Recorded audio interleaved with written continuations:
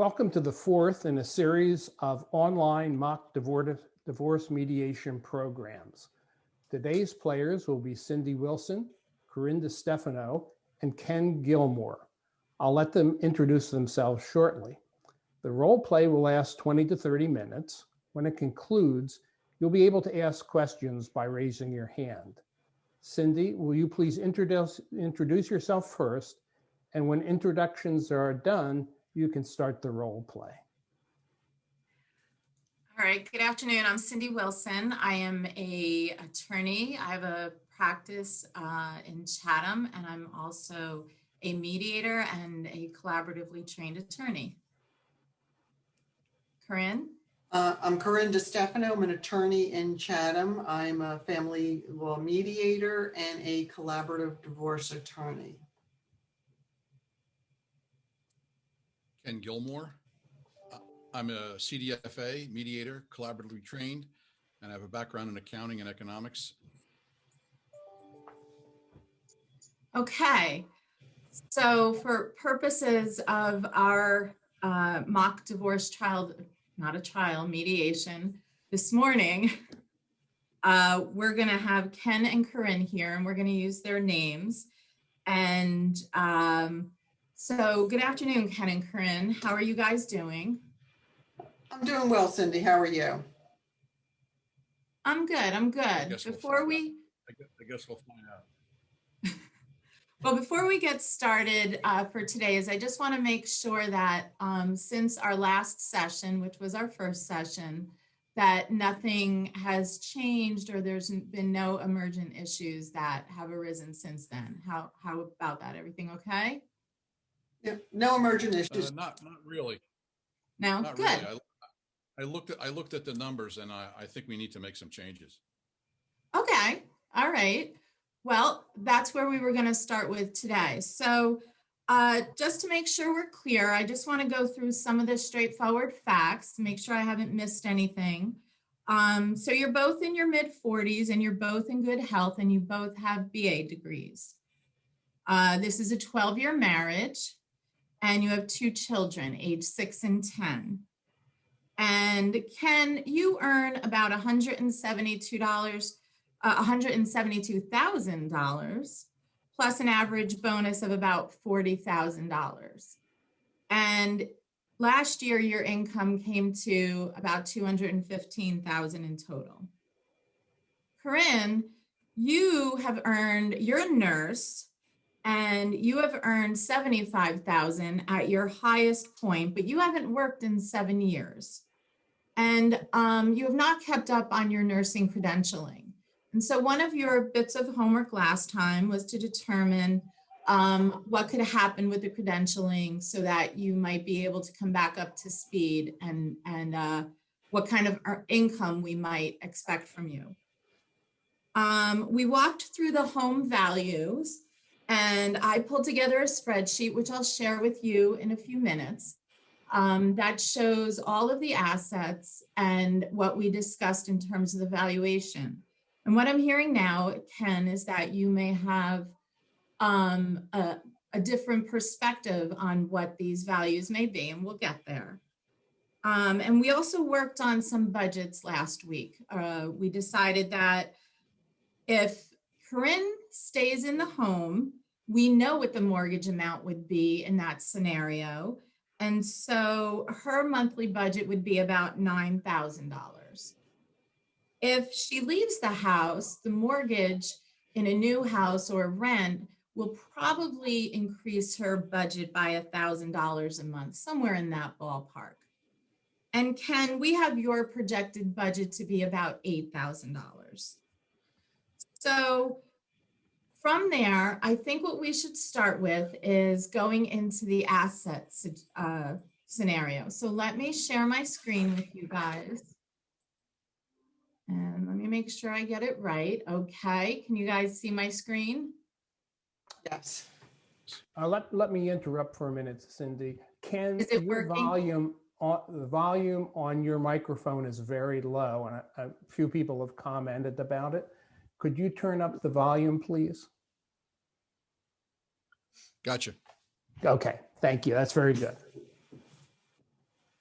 All righty.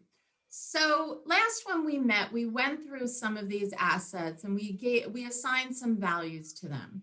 So what we said was that the house was, you guys stipulated that it was worth about $550,000. Everybody seemed to feel comfortable with that number. And there's a $200,000 mortgage remaining on it. So we put the value here, as you can see, at $350,000. Now, what I did was, just for reference, I put together a 50-50 designation of your assets. Now, it doesn't need to be that way at all, right? We're going to look at fairness, reasonableness, and all the different factors that we raised the last time around, and we'll work on those today. But to know what... Yeah, I don't think it needs to be that way at all. Okay, all right. Well, Ken, is there anything in particular about the house value that you think changed since the last time we met? Is the stipulated value still okay with you? I looked at your figures over the weekend, and I guess the 550 is okay, but I forgot because in the beginning, Corinne had no money and I got money from a family member.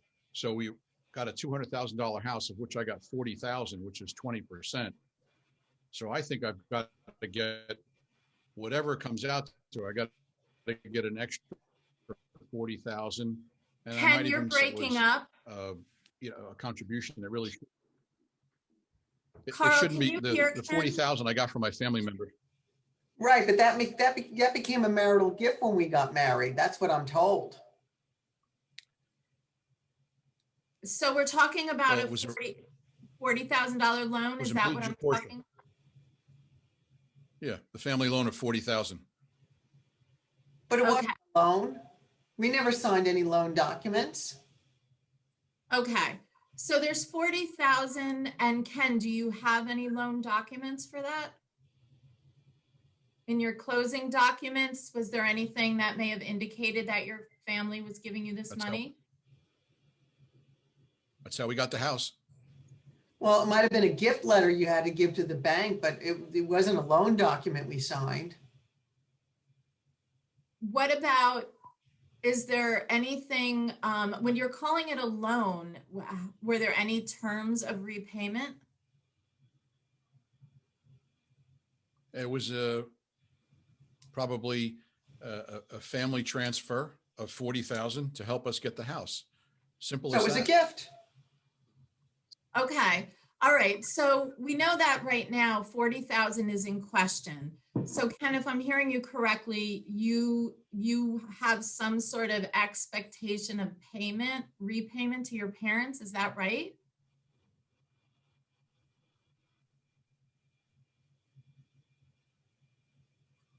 Ken, are you free? I think you're freezing. 40. Yeah, Ken, I think you're frozen. Uh-oh. Okay, you're right. Yeah, 40,000 is 40,000. That should be credited to me. Okay. And Corinne, you're saying that there was never an expectation of repayment. No, they gave us that for the house. That was okay.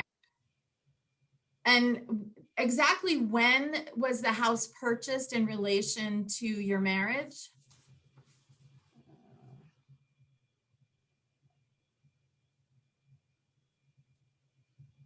I believe a couple of years prior to the marriage. We got the 40,000 to help us with the house, and I got it from a family member. Okay. All right. So Corinne, you don't believe that there should be a $40,000 designation set aside for the family repayment? No, because there was never any discussion that it was a loan or that they were expecting repayment. I think they gave it, for him so he wouldn't have to take as large of a mortgage. And then at one point we did get a HELOC in order to do some construction work and some updates. And there was never any talk about having to repay out of the HELOC to his parents. Okay, so then Ken, I'm going to ask you to do some homework for next go around. The way that we can resolve this is if you have some sort of documentary proof to show that your parents did give this as a loan, that it is in fact $40,000 and that there should be some accountability for it when we're determining what the equity is. Do you think you can take a look and see what you can come up with for our next session? How about if I ask them to give me what their expectations were of the 40,000? Well, perhaps you can share that with us, and then Corinne can consider the fairness of whether that should be accounted or not. Ordinarily, what would happen is that you would need to trace that money so that you can show where it came from. This is a 12-year marriage. So there is the consideration that for a lengthy period of time of the home ownership that you have all that marital contribution to it. So if without being able to clearly trace it, it could be difficult for you to make the argument in court that you would want or that you would be entitled to that reimbursement if it wasn't something clear that your parents expected a payment back for that. For purposes of settlement, what we can do is earmark it as something that you think in fairness should be considered. And as we go through the numbers, we can revisit that. Is that all right? I want it considered. Okay. All right. So I'm going to highlight it as something that we just want to keep in mind what's going on with it. So right now with the value of the house, for purposes of conversation right now, and just to sort of look at this philosophically, let's use the value of $350,000. And we can easily change this once we get the values from Ken, if in fact there's some other information Ken can provide to make this an easier decision. Everybody comfortable with that for right now? Yes, but I don't think he's going to have anything because for the 12 years we were married, his parents never spoke about any kind of repayment expectation back from the 40,000 given to him. So I don't think at this point it's going to be making up documents in order to show that because there was never anything before that. But we can put it on the side for now. They never thought you were going to try to rob me of the 40,000 either. Oh yeah. Okay, well, listen, it's been a 12-year marriage, so there's definitely been some good gotten from that $40,000. That doesn't necessarily need to be broken down into an exact dollar amount of 40,000, Ken. We can look at it very creatively in the end, but let's get some of these numbers narrowed down. Was it the house that you had the issue with, or are there other values that you're concerned about? Well, I don't know where you came up with this alimony number, but Corinne had a good job. She's going to get another job. And on top of that, you put down a bonus of 43,000. Well, she knows damn well that the 40,000 that's not cash. That's in my restricted stock. So we're going to have to figure something out.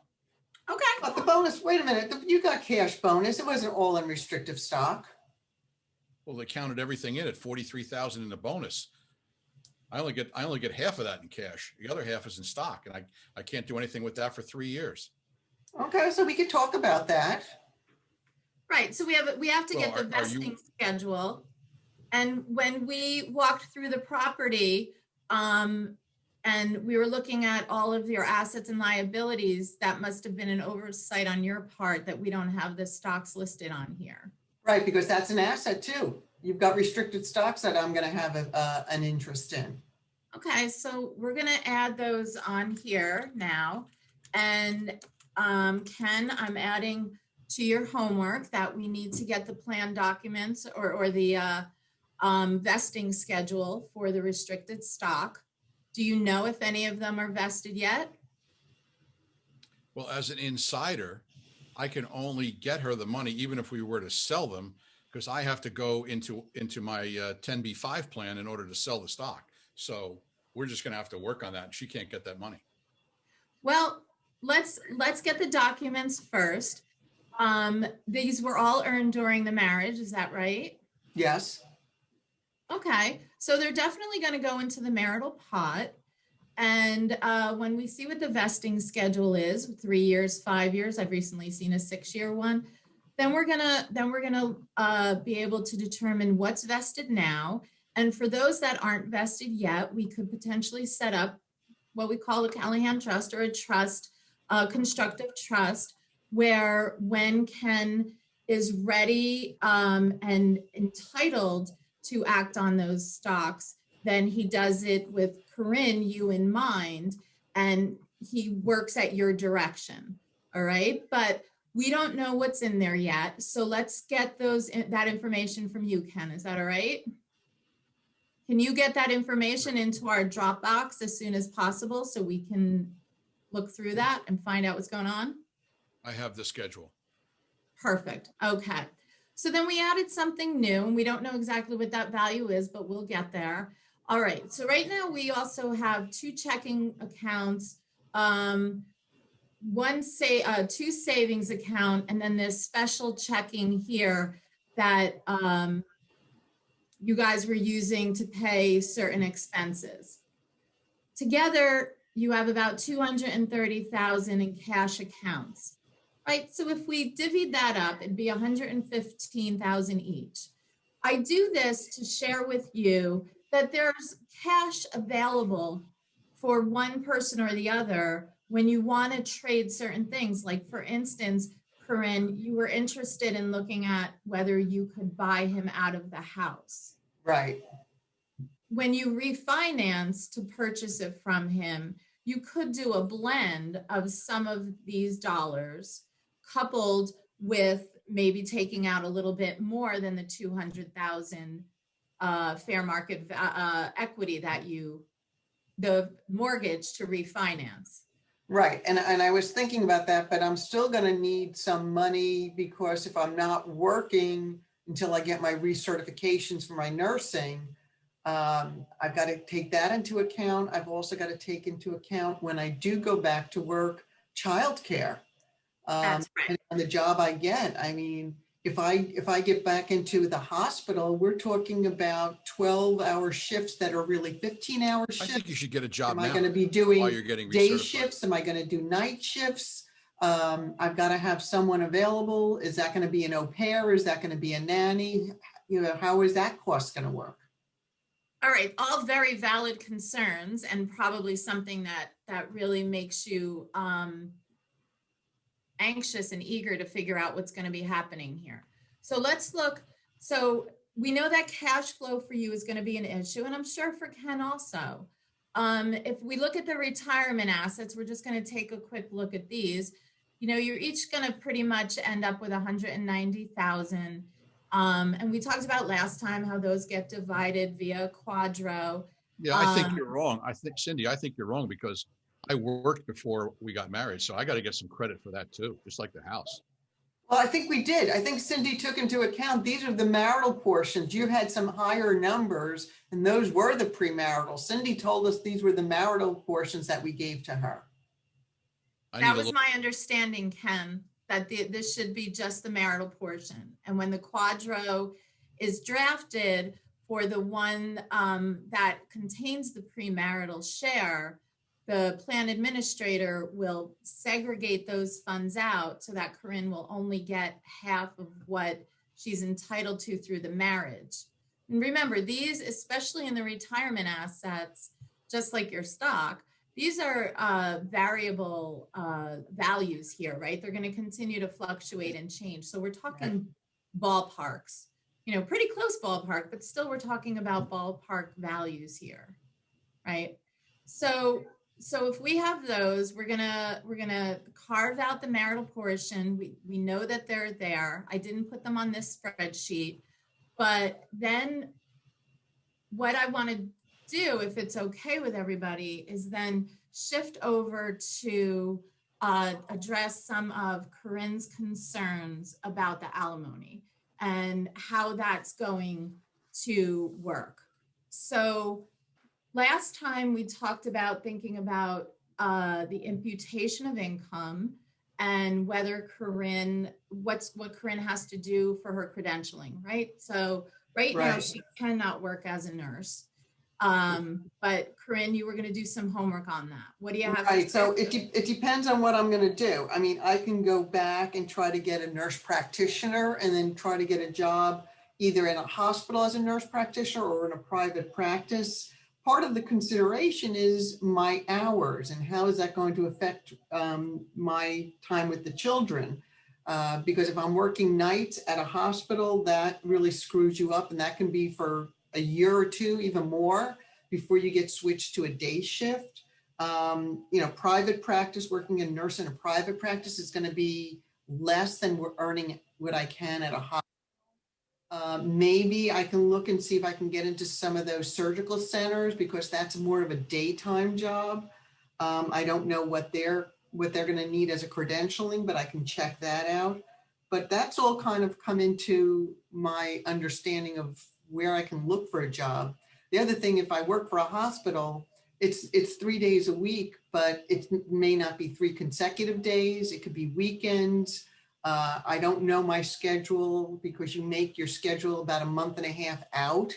So that's always going to be changing and it's never the same days every week. So those are the kind of the concerns I had. And then what do I do? Do I get an au pair? Do I get a nanny? A nanny's going to cost me $20 an hour. An au pair is probably $200 a week, plus the au pair agency, which is another $10,000. So these are all the concerns I have in trying to figure out what job I have. And you put $50,000 down for my income after. Yeah, it should be 80 or 90. Well, no, even as a nurse at a hospital night shift, I'm not going to be making 90,000 at first. And that's the other thing. Am I going to be working in the ED? Am I going to be working in COVID units? These are concerns I have if I'm going to be coming home to the children all the time. Hopefully we won't have COVID then, but these are things I've got to think about as going back for nursing credentialing. So I don't know. Probably 50,000 might be good for private practice nursing. I don't know.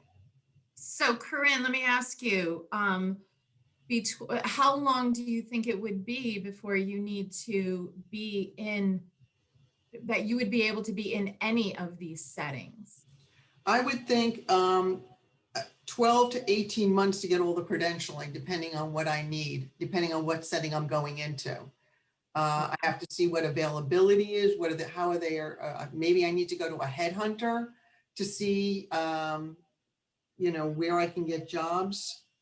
Okay, and the biggest concern is working in a hospital and the hours that's going to take. As I said, a 12-hour shift is really a 15-hour shift by the time you finish charting from your shift and going it over with the next shift's nurse. So it's really a 15-hour shift. Oh, you must make a lot of money when you work 15 hours. Yeah. Oh, it's not. I got to pay for childcare during those hours. And okay, well, setting aside childcare for just 1 second, which is a very legitimate and valid concern, but setting it aside that for 1 second, would you be able to start in a more private setting so that you have a more consistent schedule? And then as the children get older, perhaps go into where the field or the forum that provides you a greater income? Well, I can call a couple of private practices to see, whether they're hiring and what they need in credentialing, and to get a better idea. I can also try to call some of the surgical centers to see if there's anything else I need in my credentialing just to get that up to date. Cindy, I was told that I'm going to be. I was told that I'm going to be able to look at her tax return every year because she's going to be making a lot of money. Well, that's something we can discuss. Why? Well, let's just back up for just 1 second. Do you think that Corinne is making some headway in her plans to go to become self-sufficient moving forward? Yeah, and she's got a good paying job, and the rate of growth on her income is going to be greater than mine. She's going to be making more money. And I want to look at that tax return every year. Okay. And just I want to see what he's going to get in his bonuses every year. That's cash. Those are very, very fair considerations. So, Ken, what if we were to put together something that says that every year you guys will exchange income statements, W-2s, so that you can revisit perhaps, the child support and the alimony. What are we gonna do about the kids? Who's taking those deductions? Because I want those deductions now while she's not making any money, because her deductions are worth nothing right now. And then in the future, when she makes a lot of money, we can talk about it later. Well, that might make sense if I'm getting alimony, which is not, if I understand, is not taxed to me, and it's not tax deductible to you. And so maybe you should get the kids as deductions or exemptions until I start earning money. That can be a fair way to do it. And conversely, Ken, perhaps if you ever get phased out, then you offer them both, if your income continues to increase, or if these tax laws change, right? We always have to keep that in mind. Some of these provisions are sunsetting. The alimony is in such She's trying to phase out my 40,000. Well, we're not done addressing that yet. All right. With that, we're going to go back to in a few minutes, but we're talking about her ability to work right now. And your concern about making sure you have eyes on her income all the time, which is understandable. But what would you think about doing some sort of step down alimony? Meaning we take into consideration Corinne's situation where she has the childcare issues, as will you, but also the fact that you want to get her credentialed, because the greater her credentials and then the greater her work experience, the more money she will make, and the sooner she can become self-sufficient and not so reliant upon you. Well, I was told we were married 12 years. She's only going to get 6 years worth of alimony anyway. No, not necessarily. I've heard that I can get the whole 12 years maybe. Well, that all depends, right? That's another conversation that we need to have in terms of term, right? Alimony, you have two parts to it. The amount and the duration. So with the duration, you're a candidate for a limited duration alimony. And what the law says, the first year of the alimony, I'll pay her with the 40,000 I'm getting from the house. No, you're not. Well, you're mixing apples and oranges here. So we want to keep those oranges on one side and the apples on the other. Okay. We're going to work on some of the income. If you want to consider maybe a lump sum buyout of the alimony and using some of the assets for that, that's when we, start to look at both. But let's try to keep the income stuff on one side right now, just so that we don't confuse too many issues. So with that, Corinne is saying that she needs some time to get up to speed. There's always a value to you in allowing her some time to get up to speed, because this way she makes more down the line, and that's what you inevitably want. In terms of the term or the duration of the alimony, you want to look at how long Corinne may need it. Some people look at it, you're obviously saying half the length of the marriage. There's no rule of that. Really, the only guidance we have is the law says, unless there's exceptional circumstances, it shouldn't be longer than the marriage. So we have that 12-year mark. But there's other considerations in there, like what are the ages of your children, right? Your youngest is 6 years old. So she has at least 12 more years before she's out. So that would bring you toward the longer end of alimony. But by then, Corinne may be up there earning enough that she isn't a candidate for alimony any longer. Also, what you could take into consideration is, what if Ken were to front load a little bit of that alimony, meaning paying a little bit more for Corinne so that she can mitigate her cash flow issues right now. And then Corinne takes a much shorter term so that taking into consideration what you're giving her. Does that sound like something, Ken, that you may entertain? So in other words, pay a little more alimony up front, a year, maybe two, gets the credentialing done, but also shortens the term. I think the alimony is too high because you're counting everything for me and you're not counting enough for her. And you had our expenses at $18,000 a month. That's exactly what I make. There's nothing left. I don't have any money to pay her any alimony after that. Well, when we broke it down and we decided going forward, your projected budget would be about $8,000, right? So that a month. So that gives you a little bit of leeway, more than a little bit of leeway to help a shortfall there. Corinne, right now we know I'm going to be paying more in taxes. I pay a higher tax rate than she does. Because I right now I make all the money in the household, so I essentially pay all the taxes. So I don't know where this marital income stuff comes in. It's my income and my taxes. Okay. Well, the way New Jersey looks at it is that you are functioning, or you have functioned as a marital unit. You are an enterprise. And while you were out, bringing home the bacon, Corinne was home and taking care of the kids and helping raise the children. So it's a division of labor kind of effect that you're talking about. Obviously society puts a dollar amount on the value of your services. For a mother's or a homemaker's services, we don't get an exact dollar amount.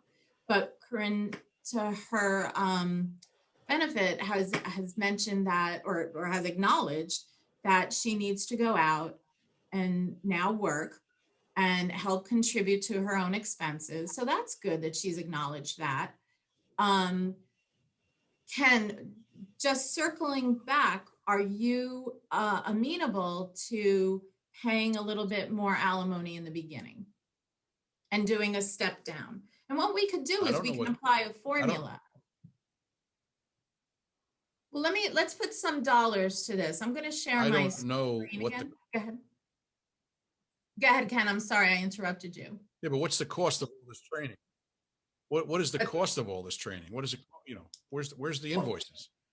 Well, that I'll know that once I talk to the different facilities, the colleges, to see what courses are going to be available, and can I do them online?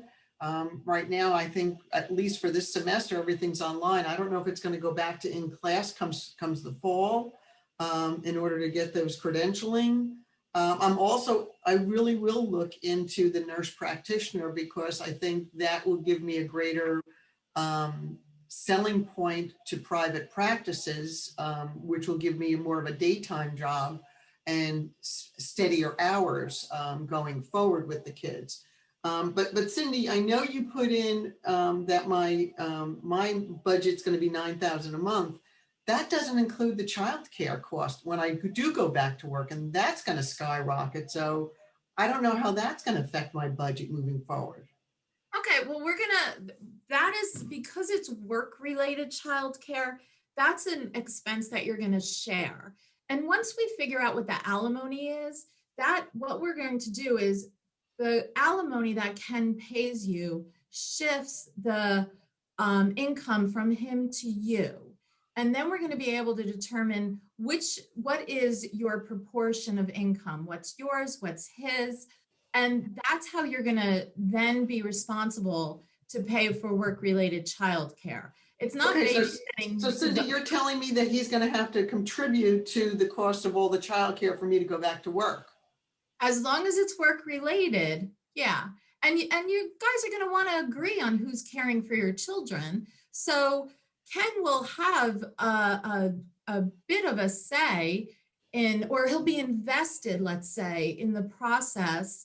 Ken, you as a finance guy will like that word, right? That you're invested in the process of choosing a child care giver who then, when you have to pay a proportional share, knowing that it's helping Corinne go back to work, it benefits everybody, right? But we can't figure out what that proportional share is until we figure out the alimony. You're taking my income. There's nothing left. Now, she's going to say that she doesn't make any money. Then we got to pay for her accreditation and the childcare. And then when she gets the accreditation and she makes more money, then she's just going to take it and beat me with a stick with that. And how am I going to be invested in something where my return is going to be 0 and her return is going to be 100%? It just doesn't seem fair. So Ken, it's very often that we have alimony payors who feel like they're going to be left out, like eating tuna out of the can every single night, while the person receiving alimony is fine dining on steak. But that there's laws and everything in place that protect against that. And that's why we're going to go through some of these numbers so that we can quantify what the end result would look like, at least ballparking, right? We can't get it down to the penny, but we sure can get it as close as possible. So if you look, what I did here was, if you remember last time, we talked about the fact that there's no formula for alimony at all, none. And the courts have to look at several different factors that are very subjective in terms of how to award alimony. But in large part, it comes down to needs and ability to pay. So to simplify that in many ways, we kind of throw some rules of thumb around that we can help us get started on what the numbers look like, right? We got to start somewhere. So what I did was, why don't we start with the house? Because if we get 175 a piece, which I should really be getting 215,000, then why don't we just credit her with 215,000 and then we'll just be done with the alimony? No. Once again, those oranges and apples, you want to mix them together. You need to keep them separate for me, okay? Hold your thought on that. And we're going to get back to that. I've only shelved it. I haven't written it off, right? If we flip back over here, you see, it's highlighted. It's still there. We are not going to forget about your 40,000. Let's see how that pans out later. He's like a dog with a bone. He's not going to give up on that 40,000. Believe me, I've lived with him for 12 years. And that's okay. Ken can have his moment here if that's going to help us move it along. Corinne, I really appreciate your patience on that. I'm sure it can be frustrating, but let's stay focused on alimony for just a few more minutes. So we have one column here Get all the with cash. I'm sorry. What, Ken? Oh, you're freezing on me again. Why don't I just take the 40,000 out of the house and she can get the difference then, and then that'll be it for the alimony. No. So Ken, I'm going to ask you to just stay focused on the alimony though. All right. Because that 40,000. That's how she's going to get her alimony out of the extra that I have in the house, which really I have more than 50%, but that's how she's going to get her alimony. She's going to get the check from the house. And I guess we're just going to have to sell it. That's it. Okay. So alimony doesn't have anything to do with the sale of the house per se.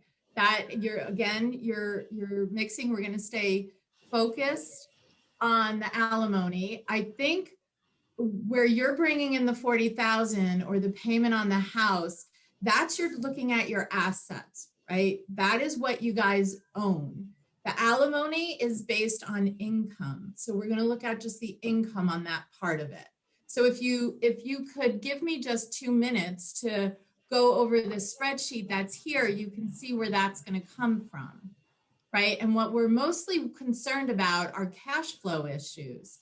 And what would the annual alimony be? And here's some rough ideas of if you took 25% of the difference of your incomes, and I did 2 different scenarios so that what right now with Corinne with no money at all, what the difference would look like here. And we'd have an annual alimony amount of 53,000. And then we had, and I took 25% as the high end, right?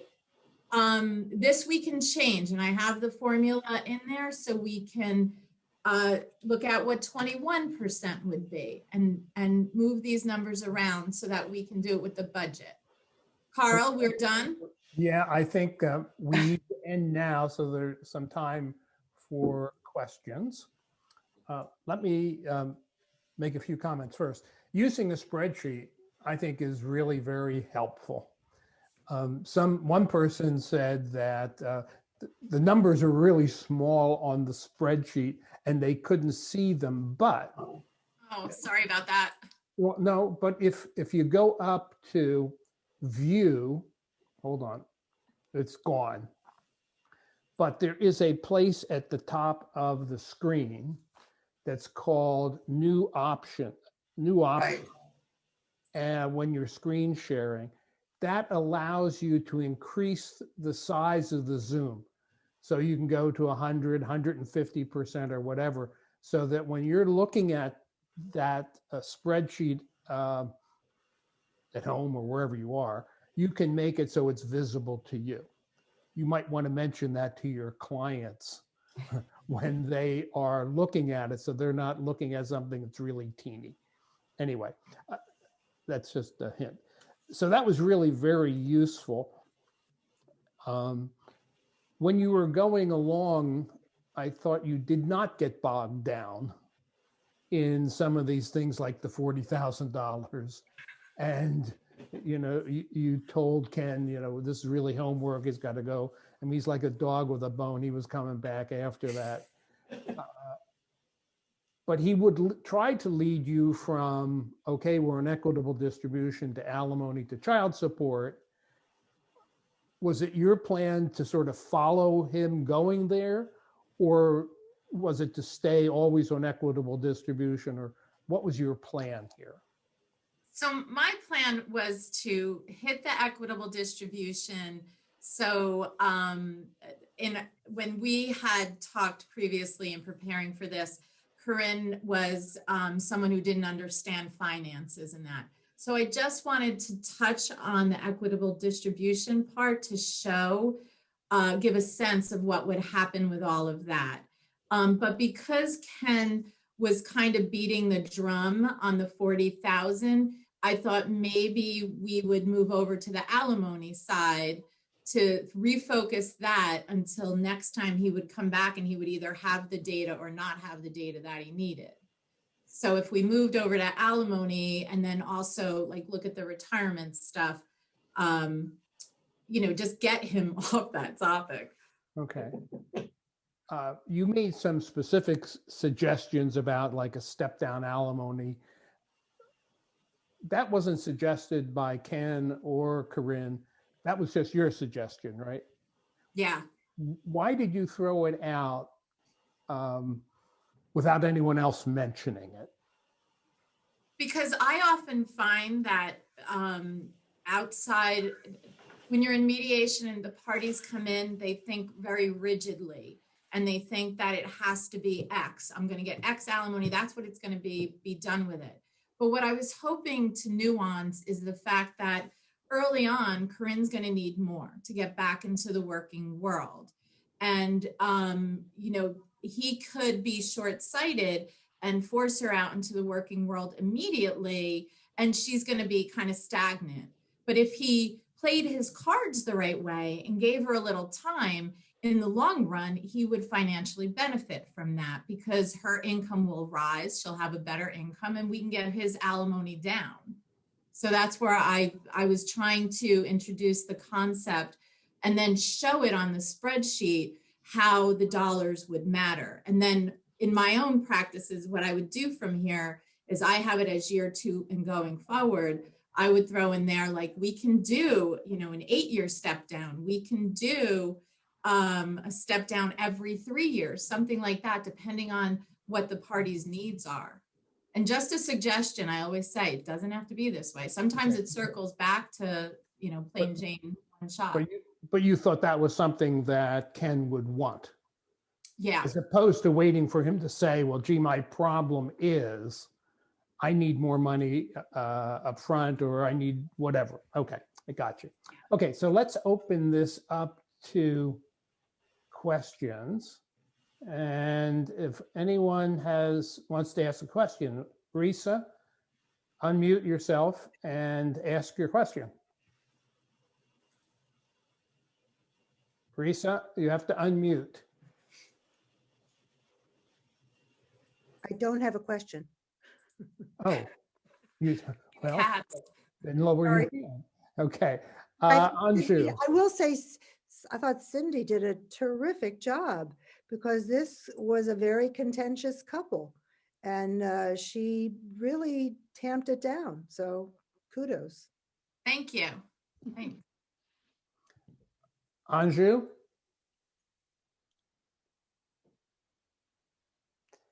On the 40,000, it seemed that you were telling Ken if he didn't have proofs, he was kind of SOL as far as his 40,000. I kind of felt you were giving a legal opinion rather than saying, why don't you get the proofs and talk to your attorneys and get an opinion? Because it seemed like, and you were putting your thumb on the scale in that. And if I were Ken, I might have bristled at your, there is no answer.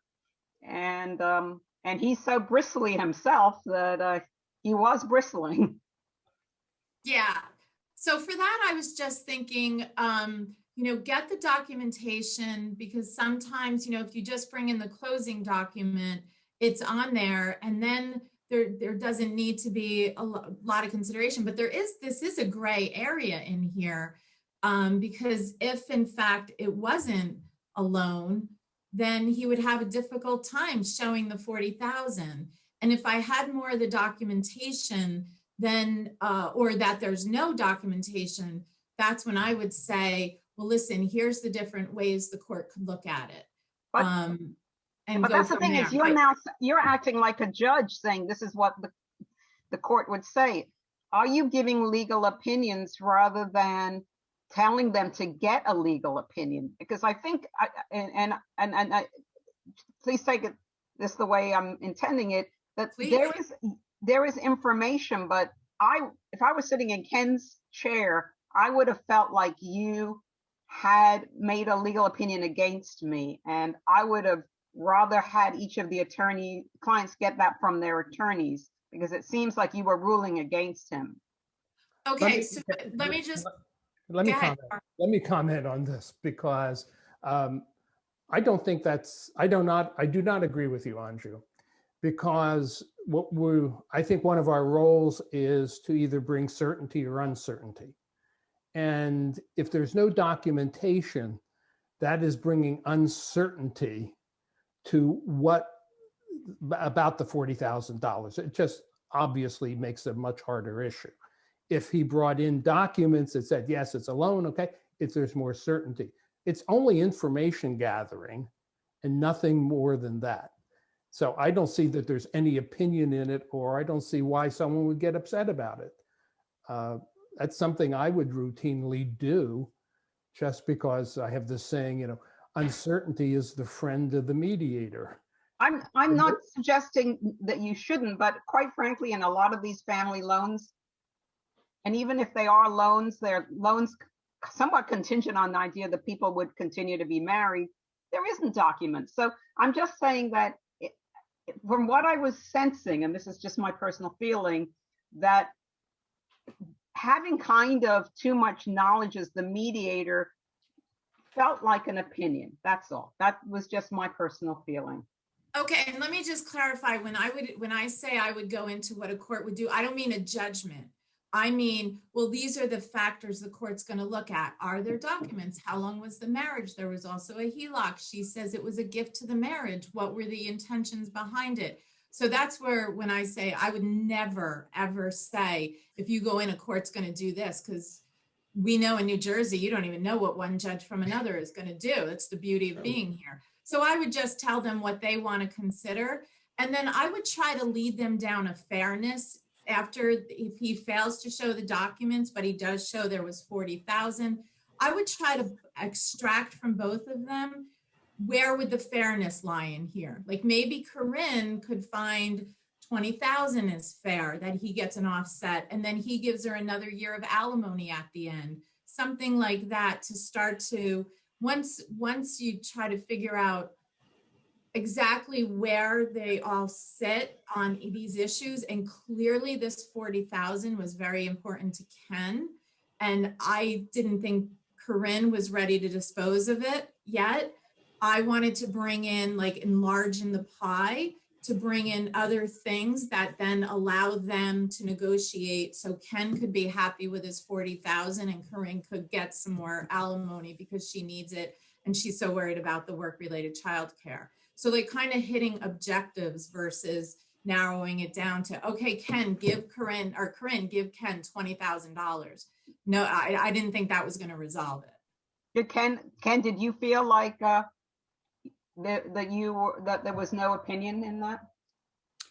The reason I brought it up was because in the spreadsheet and in our notes, it was specifically noted when we spoke about this the other day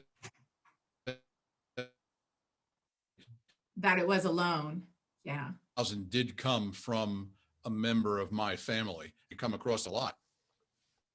All right. Okay. Well, everyone has a different approach. I think, if you talk to 10 mediators, we do it differently, but it felt very like a judgment to me. Not that you can't put in information, but I felt like if I was sitting in Ken's thing, you were making it feel like unless there was a loan document, I was out of luck. Maybe that's what I heard, but that was different than you. Well, one of the beauties of this, Anju, is that the mediator gets the feedback and we get to learn from it too. So I really appreciate that feedback. Okay, Anna Maria, unmute yourself. Hi there. Good job. Good job, everybody. Even the litigants, because they were kind of litigating there for a little bit, at least in tone.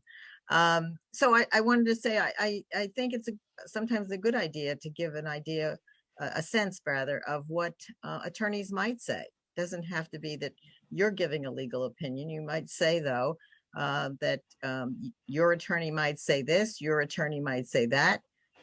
Depends on the path you want to go for a decision. Do you want to take control of that decision, or would you rather have somebody else make the decision for you? It's not going to be made here by me. I'm not your judge. I don't represent either one of you, but this is information you could hear from either of your attorneys. And I usually encourage people to go find attorneys, but on something like this, they probably wouldn't. They would just, kind of keep at whatever they have to do to meld into something that works for them. So I think you did a good job. Thank you. Thanks.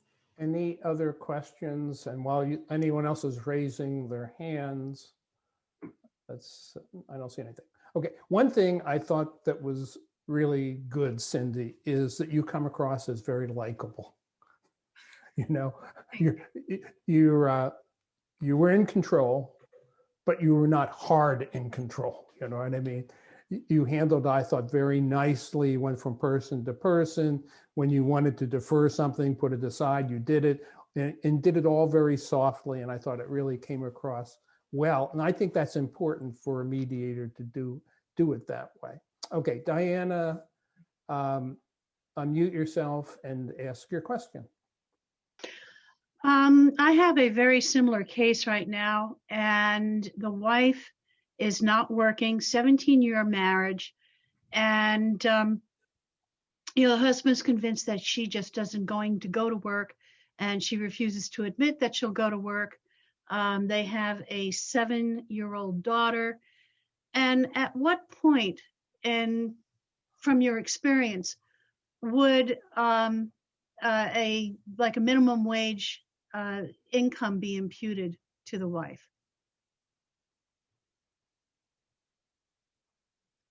Well, that's a hard one. It's very subjective. It depends on what judge you have, I guess is what I'm thinking. So to be imputed, I think what I would do is similar to this situation is try to start off with a slow imputation and work up to it. And that's where the step downs are so helpful in getting these resolved, so that you don't have to go back to court to redo it. On a 17-year marriage, that's different than a 12-year marriage. You're getting closer to the longer term, and then you use the word minimum wage, which is, I think, what's kind of throwing me. You could start at minimum wage, but where I practice, it's, I've used seemingly with someone who would be earning minimum wage would be about 30,000 as a start. But that depends on the work history and the experience of that party, how long they've been out of work. If it's been 7 years, that starts to get pretty long. I feel like nowadays things change so much more quickly in technology that every year seems like exponentially longer than it was, like, say, in the 80s or 90s. That's my own opinion. But Corinne, what do you think, like, when you're seeing these cases? You might want to start like what you said with the step down. Give them maybe a little bit more up front. And what it does, I think, gives her really an incentive to go to work. If she knows her income from the alimony, her alimony is going to be dropping over a number of years, that she's going to have to. And her child then will also be getting older, because you said she's only, 6 or 8, whatever it was. So when at that age, as she's getting a little older, the child, she may be able to go out and get work. Maybe she'll have to do some, going back to school, finding whether she needs recertifications. I don't know what she did before, or whether she, what kind of job she had. Yeah. Well, this is a situation where she has not worked throughout their entire 17-year marriage, and they've got 4 kids. Oh, well, that's a little the different. The youngest, the 2 being teenagers, and then the youngest being 7 years old. So, no, I'm thinking in similar terms. It's 3 years before she goes to middle school and catches the bus. And thank you, because you're giving me confidence in what I've been trying to communicate to the dad. Because the income in this family is about $130,000.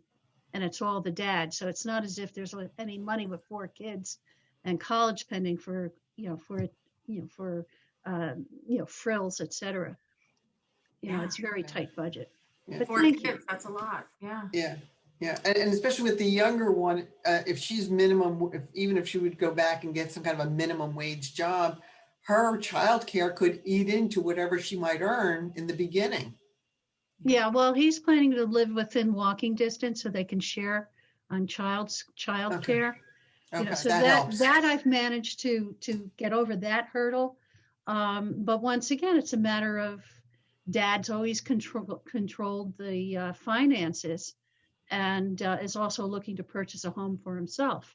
So the concept of him doing more than what he's proposing, which is 25%, is hard for him to chew on, because he's always been the master and decision maker, and it's hard for him to give control up and control what the wife is doing after divorce, insofar as what she's going to do with the money. So that's a situation also. But thank you. I feel better. Cindy, let me mention another thing I thought you did really well, which is when you went to alimony, you put on your spreadsheet what the husband had to start with, the alimony paid, his sort of net, and then you did the same thing for the wife. Because I think it's really important for people to see what they end up with, so that the wife says, okay, I see this is how much I have. The husband sees how much he has. If you try to keep that in your mind, you lose track of that. And that's really an important thing. I think you did that really well. Thanks. Okay, Adi, you have a question? Unmute yourself. Yes, you hear me? Yes. Hi, Cindy, I think you did a great job. Thank you very much. I think that the Excel was a great idea. And because as Carl said, you can see, really, the couples can see what do they have or they don't have. The only thing that regarding what Andrew said, I agree with her. I felt that we are, when you're going in my head to mediation, the law is with us, it's alongside with us. What can we do? We need it, but it's alongside. It means that you came to mediation and not for litigation. It means that you are going to make your own, you will reach your own agreement with the help of a mediator. And I think about the 40K and that she's very nervous, the wife, you can, me as a mediator, I would put it on the table, on the session, and I will talk about it. Even if I'm going to give 20 minutes, 25 minutes to talk. I know you didn't have time this time, I know. But if when you have the time, I will talk about it, because the 40K, I guess it's not just the 40K. It's more than that. There is something underlined that we can, to bring it, to talk about that. And the wife, she feels like survivor because she's not working, so she doesn't have money. So she's going like a tiger to fight for them, any nickel that she can get. So about that, I will put everything on the side, even the spreadsheet, and I will say, okay, you know what? Let's talk about you guys. Let's talk. You afraid because you don't have a work. You afraid, you think that the 40K, you deserve it. Let's talk about it. And I will ask even a question about it. And then maybe, hopefully, we will reach an agreement with them, by them. That's what I would do. But thank you very much. It was great. Thank you. Well, we are at exactly 1:01. And so I want to thank you. I think you guys did a great job. Cindy is mediator, and Ken, you were delightfully pain. So, and Corinne, I understand your situation. So